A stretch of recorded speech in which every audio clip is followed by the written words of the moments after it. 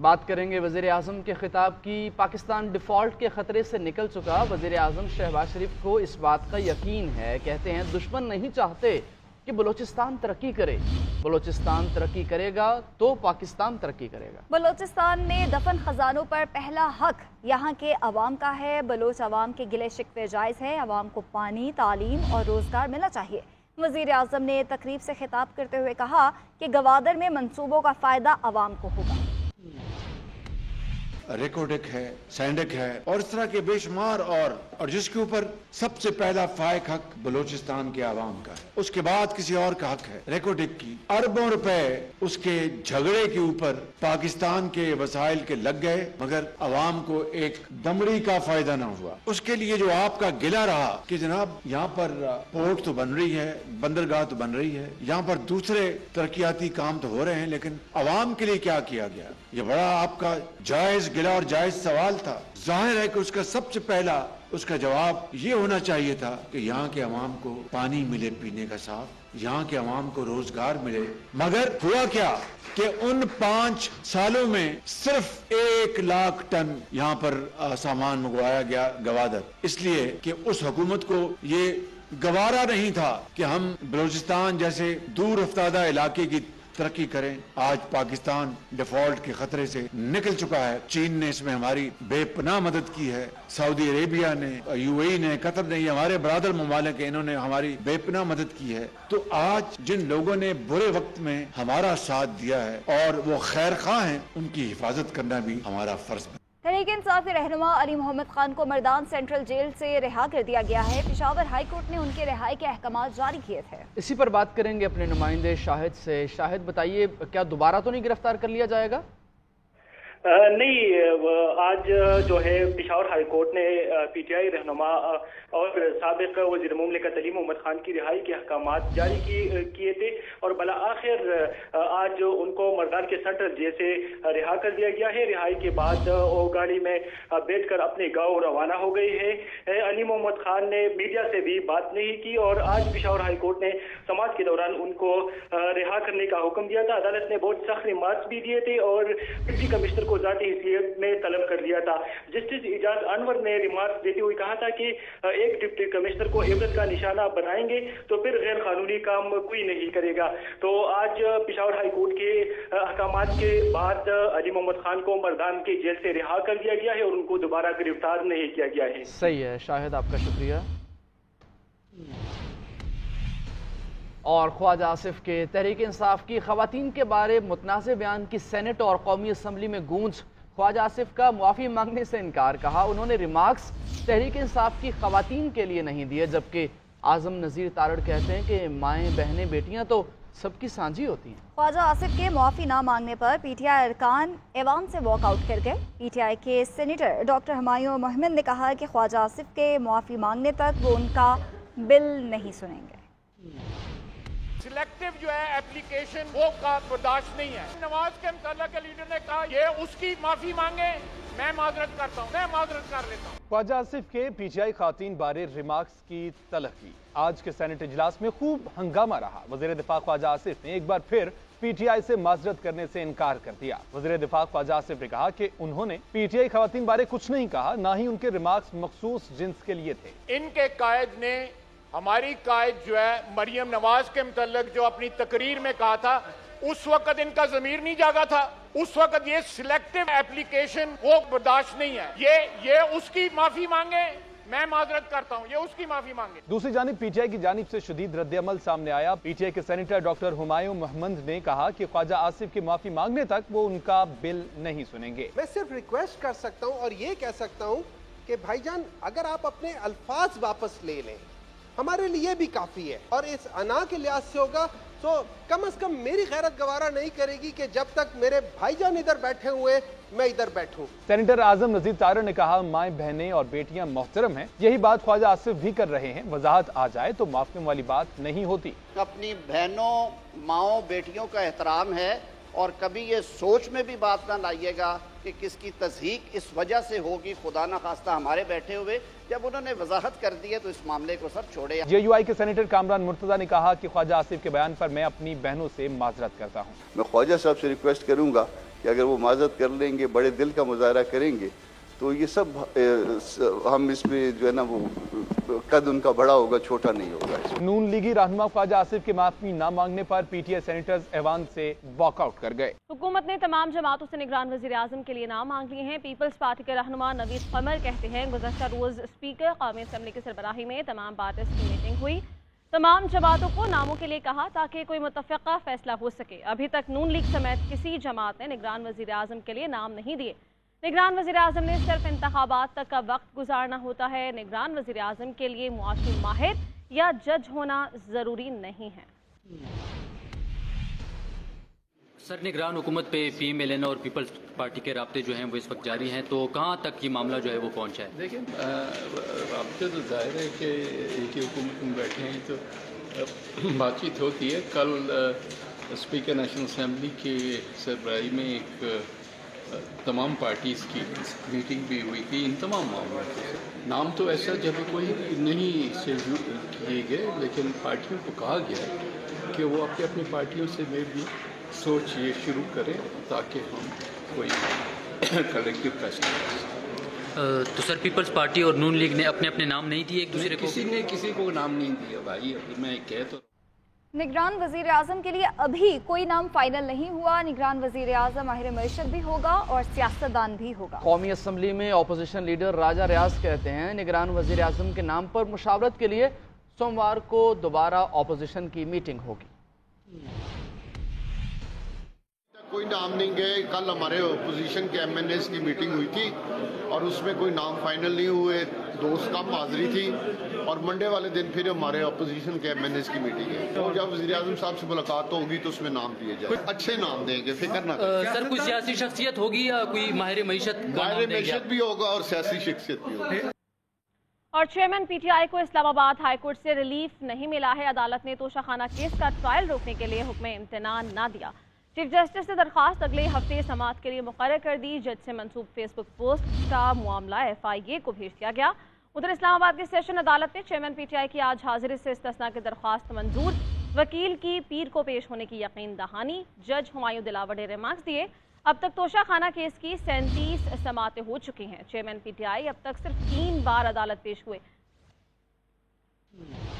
Islamabad high court से chairman PTI को Toshakhana case में फौरी हुक्म इम्तना ना मिल सका। अदालत ने हुक्म इम्तना की दरख्वास्त आइंदा हफ्ते समाअत के लिए मुकर्रर कर दी। चीफ जस्टिस आमर फारूक ने महफूज फैसला सुना दिया। अदालत ने तोशाखाना से मुतल्लिका तमाम केसेस भी आइंदा हफ्ते के लिए मुकर्रर कर दिए। अदालत ने जज से मंसूब फेसबुक पोस्टों का मामला FIA को भेज दिया। अदालत ने हुक्म दिया कि फेसबुक पोस्टें जज से मुतल्लिका हैं या नहीं, FIA फॉरेंसिक करके बताए। दूसरी जानब district and session court Toshakhana फौजदारी कार्रवाई केस की समाअत एडिशनल सेशन जज हुमायूं दिलावर ने की। वकला ने चेयरमैन PTI की आज हाजिरी से इस्तिस्ना की दरख्वास्त दायर की तो जज ने रिमार्क्स दिए कि अब तक तोशाखाना केस की 37 समातें हो चुकी हैं और चेयरमैन PTI सिर्फ 3 बार अदालत पेश हुए हैं। चेयरमैन PTI को हर पेशी पर अदालत पेश होना है। चेयरमैन PTI के वकला की जानब से गवाहान के बयानात और सबूतों के पेश होने के फैसले तक समाअत मनसूख करने की दरख्वास्त दायर की गई, जिस पर इलेक्शन कमीशन के वकील ने एतराज किया। वकील गोहर अली खान ने अदालत को बताया कि चेयरमैन PTI पीर को पेश होंगे, जिस पर जज हुमायूं दिलावर ने कहा कि इस्तिस्ना और समाअत मुलतवी की दरख्वास्त मंजूर की जाती है। तीसरी दरख्वास्त मुस्तरद की जाती है क्योंकि जिरा मुकम्मल हो चुकी है। केस की मजीद समाअत पीर को होगी।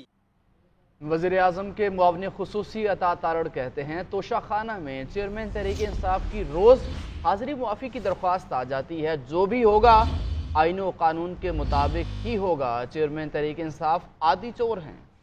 उन्होंने कहा कि इसको चीज़ें चोरी करने की आदत है। ये चाहता है तोशाखाना केस भी 4 साल चले। फॉरेन फंडिंग की तरह ये 4 साल वाला केस नहीं, चोरी हुई है, इसका जवाब देना पड़ेगा। क्या ये रियायत, ये पेशकश पाकिस्तान के तमाम मुल्जिमान को हासिल है कि जिस केस में भी वो मतलूब हो, जिस केस में भी उन पे इल्जाम हो, तो वो हाजिरी माफी की दरखास्त ने और फिलफौर हाजिरी माफी की दरखास्त मंजूर कर ली जाए। तोशाखाना का केस बड़ा ओपन एंड शट केस है और इन जराइम का कोई ना कोई जवाब तो होगा। उनकी गैर हाजिरी से लगता ये है कि उनके पास जवाब देने को कोई नहीं है। इस हवाले से हमारे खदशात हैं कि ये अदालतों पर हमलावर भी होंगे, अमन अमान खराब करेंगे, जैसा कि उन्होंने उस दिन किया। हम तो पुरअमन तौर पर मौजूद थे, इन्होंने हमारे हवाले से तासुर ये दिया कि हम अदालतों पर हमलावर होने गए हैं। हम तो पुरअमन थे, पुरअमन है और इंशाल्लाह पुरअमन रहेंगे। मगर ये जो मनसूबाबंदी बेनकाब हुई है, जिसमें वकला के यूनिफॉर्म पहनाकर कारकुनान को सड़कों पे और अदालतों में लाने का फैसला किया गया है और बाकायदा तरबियती इसमें मीटिंग्स हो रही हैं, तरबियत दी जा रही है, ये इंतहाई खतरनाक ट्रेंड है और इसके मुकाबले के लिए, इसके सिद्धे बाप के लिए पुलिस को आगाह कर दिया गया है। तो पीर वाले दिन भी सिक्योरिटी ड्यूटी के हवाले से ये उनको बता दिया गया है कि ये एक मंसूबा बनाया गया है जिस हवाले से शदीद तहफ़्फ़ुज़ात पाए जाते हैं कि अब ये इस केस से निकलने के लिए हर हरबा इस्तेमाल करेंगे कि किसी तरीके से तोशाखाना का जवाब ना देना पड़े। बाकी जो हो सकेगा ये करेंगे। तमाम लीडरान से कहता हूँ कि पहले अपनी पार्टियों में जमहूरी रवैया पैदा करो। चेयरमैन PAC नूर आलम खान ने कहा कि ख्वाजा आसिफ की भी बेटी है, ये माँ बहन की इज्जत करने वाले हैं। मजीद कहा कि आप सबको पॉलिशी चाहिए होते हैं मगर हम पॉलिश नहीं करते। और नैब का चौधरी परवेज इलाही और मोनिस इलाही के खिलाफ घेरा मजीद तंग करने का फैसला। मुल्क भर के इदारों से दोनों के असासों का रिकॉर्ड तलब कर लिया। नैब ने परवेज इलाही, मोनिस इलाही और अहले खाना की जायदादों, गाड़ियों समेत तमाम असासों की तफसीलात मांग ली हैं। मोनिस इलाही के खिलाफ आमदन से जायद असासों की इंक्वायरी भी शुरू कर दी गई। नैब का चौधरी परवेज इलाही और मोनिस इलाही के असासों के रिकॉर्ड के लिए डिप्टी कमिश्नर्स, एक्साइज ऑफिसर्स को खत भी लिखा गया। चौधरी परवेज इलाही की बेटी और बहुओं के असासों का रिकॉर्ड भी तलब कर लिया गया है। नाजरीन, अदविया साज कंपनीज के मुतालबे पर कीमतें बढ़ाने के बावजूद मुल्क में जान बचाने वाली अद्वियात की किल्लत बरकरार है। मिर्गी, दिल और शुगर के मरीजों का कोई पुरसाने हाल नहीं है। मरीज और अहले खाना अद्वियात की तलाश में मेडिकल स्टोर्स के चक्कर काटने पर मजबूर हो गए हैं। इसी हवाले से जुल्कुरनैन राना बताएंगे। कीमतें बढ़ने के बावजूद अद्वियात की किल्लत जो है वो मेडिकल स्टोर पर बरकरार है। ख़ास तौर पर मिर्गी, दिल और शुगर के मरीज़ जो हैं वो ख़वार होकर रह गए हैं। अगर मिर्गी के मरीज़ों की बात करें तो उनकी जो अहम दवाई है टेग्राल, वो मौजूद ना होने से उनकी परेशानी जो है बढ़ रही है। इसी तरह से अगर बात करें शुगर की, तो शुगर के मरीज़ों के लिए जो इंसुलिन है 70/30 वो ना होने की वजह से उनको भी परेशानी का सामना है। इसी तरह से जो दिल के मरीज़ हैं उनके लिए जो हेपारिन है, जो खून को पतला करती है और सर्जरी में भी इस्तेमाल होती है, वो भी मार्केट में मौजूद ना होने की वजह से उनके जो ऑपरेशन है वो तातुल का शिकार हैं। इसी तरह से अगर बात करें CT स्कैन और MRI में के कंट्रास्ट के लिए इस्तेमाल होने वाला जो इंजेक्शन है जिसको अल्ट्रा वेस्ट कहते हैं, वो भी मार्केट में जो है वो ब्लैक में बिक रहा है। इसी तरह से जो ड्रैप है, उनके हुकाम से हमारी जो बात हुई है, उनका ये कहना है कि 10 के करीब जो हैं वो अहम तरीन दवाइयाँ मुल्क भर में जो है मौजूद नहीं हैं, जिनमें ज़्यादातर दवाइयाँ जो हैं वो इम्पोर्ट होकर जो है वो आती हैं मार्केट में, जिनकी शॉर्टेज है। लेकिन आने वाले दिनों में उनकी शॉर्टेज पर जो है वो काबू पा लिया जाएगा। लेकिन जो मिर्गी के और दिल के और शुगर के मरीज़ हैं, उनकी अहम दवाइयाँ ना होने की वजह से उनको परेशानी का सामना करना पड़ रहा है। जी, लाहौर के मुख्तलिफ इलाकों में मूसलाधार बारिश ने एक बार फिर निकासी याब के हुकूमती दावे डबो दिए। मुतादिद इलाके पानी में डूब गए हैं। सड़कें तालाब का मंजर पेश करने लगी हैं। शहरियों की आमदोरफ्त में मुश्किलात का सामना उन्हें करना पड़ रहा है। लेस्को के 70 से ज़ायद फीडर्स ट्रिप कर जाने से मुतअद्दिद इलाकों की बिजली गायब है। सबसे ज़्यादा बारिश ताजपुरा में 197 मिलीमीटर रिकॉर्ड की गई। बारिश रुकने के बाद कई घंटे बाद भी मुतअद्दिद इलाकों से पानी नहीं निकाला जा सका। वासिफ महमूद ने रिपोर्ट तैयार की है, आपको दिखाएंगे। लाहौर में मानसून बारिशों का सिलसिला जारी है। तेज बारिश से शहर के अक्सर इलाके डूब गए। अहम शाहराहों पर पानी खड़ा हो गया। शहरी सड़कों पर ख्वार। जोहर टाउन, ठोकर न्याज बेग, माल रोड, एयरपोर्ट, गड़ीशाहू, शादमान और किनार रोड समेत दीगर इलाकों में मूसलाधार बारिश हुई। सबसे ज्यादा बारिश ताजपुरा में 197 मिलीमीटर जबकि एयरपोर्ट पर 111 मिलीमीटर रिकॉर्ड की गई। ताजपुरा, मुगलपुरा, लालपुल समेत कई इलाकों से ताहाल बारिशी पानी न निकाला जा सका। मूसलाधार बारिश से शहरियों को आमदोरफ्त में शदीद मुश्किलात का सामना रहा। गाड़ियां और मोटरसाइकिलें पानी में बंद हो गईं। सीवरेज का निज़ाम तो आपके सामने ही है, इतना अच्छा तो है नहीं है। इसी वजह से पानी खड़ा हो जाता है, बहुत प्रॉब्लम होती है। बहुत पानी है, गलियों में भी पानी है सर, और मैं तो इतने पानी से गुजर के आया हूँ। बारिश के बायस लेस्को के 70 से जायद फीडर्स ट्रिप कर गए, जिसके बायस मुख्तलिफ इलाकों में बिजली गायब हो गई। लेस्को इंतजामिया का कहना है कि मुरम्मती काम जारी है, जल्द बिजली बहाल कर दी जाएगी। कैमरा टीम और साथी रिपोर्टर जुल्कुरनैन राना के साथ वासिफ महमूद, GNN लाहौर। मईशत के मैदान से बड़ी खबर, चीन ने पाकिस्तान के जिम्मे $2.4 अरब का कर्जा रोल ओवर कर दिया है। वजीर खजाना इसाक डार ने ट्वीट किया, कहा कि चीन के एग्जिम बैंक ने 2 साल के लिए $2.4 अरब रोल ओवर कर दिए हैं। पाकिस्तान को इस रकम पर 2 साल सूद अदा करना होगा। नॉन एक्टिव टैक्स फाइलर को अब 50,000 से जायद रकम निकलवाने पर टैक्स अदा करना होगा। हुकूमत ने नॉन एक्टिव टैक्स फाइलर्स के लिए विद होल्डिंग टैक्स की शरह तब्दील कर दी। FBR के मुताबिक नॉन एक्टिव टैक्स फाइलर्स पर एक दिन में 50,000 से जायद रकम निकलवाने पर 303 रुपए टैक्स लगेगा। जी हाँ, 55,000 से 75,000 रुपए तक एक दिन में बैंक से रकम निकलवाने वालों पर 450 रुपए टैक्स देना पड़ेगा। वज़ीर मुमलिकत बराए पेट्रोलियम मुसद्दिक मलिक कहते हैं कि आइंदा चंद साल में $1.1 बिलियन की मजीद गैस सिस्टम में आ जाएगी। रूस से मुआहदे में पाकिस्तान को बेइंतहा फायदा है। आज़रबाईजान से सस्ती LNG भी मिलेगी। रुपए के मुस्तहकम ना होने की वजह दरामदात और बरामदात में फर्क है। LNG की वजह से हम 22 से 26 रुपए का यूनिट बनाते हैं, जिसकी कीमत अवाम अदा करता है, और 4 कंपनियां 1/3 गैस 750 MMCFD 800 MMCFD गैस ले जाती है। अगर ये गैस इन कारखानों को दी जाए तो पैदावारी कीमत बिजली की जो है वो पैदावारी कीमत 22-26 रुपए से घट के 6-7 रुपए हो जाएगी, और अगर वेल हेड की कीमत पे दी जाए तो 4-5 रुपए हो जाएगी।